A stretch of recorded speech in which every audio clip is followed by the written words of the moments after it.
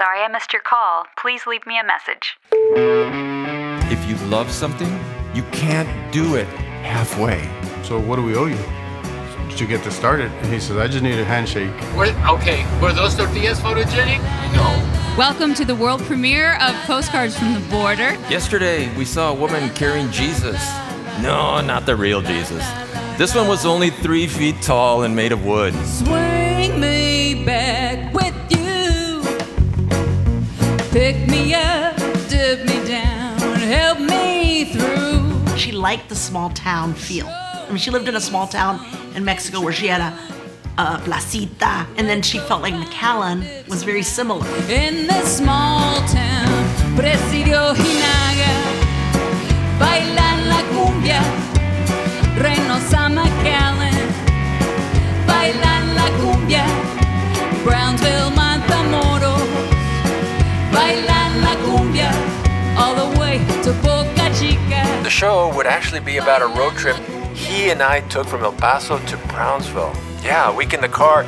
Joel was taking pictures. He's an amazing photographer, and I was gonna write a postcard or two to my daughter, Elena.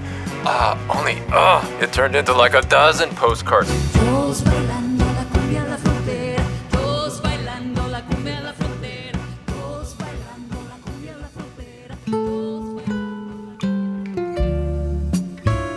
Everybody lives at or right under that poverty line, y'all, here. However, we are so rich in community.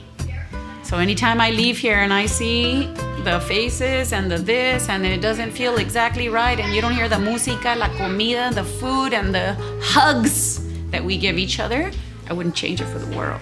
You know, we are rich. But yeah, I'm fiercely protective of the place, and I feel, it's let me down in a couple of places, but it didn't know any better. It's a little vacuum here. So checkpoint to the south and a checkpoint to the north. We have to pass one each way.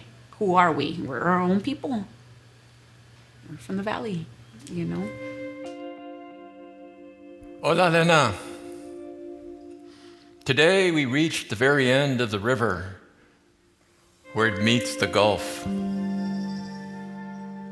It seems silly now, but I wanted to reach my toes down into the same river that separated one side from the other.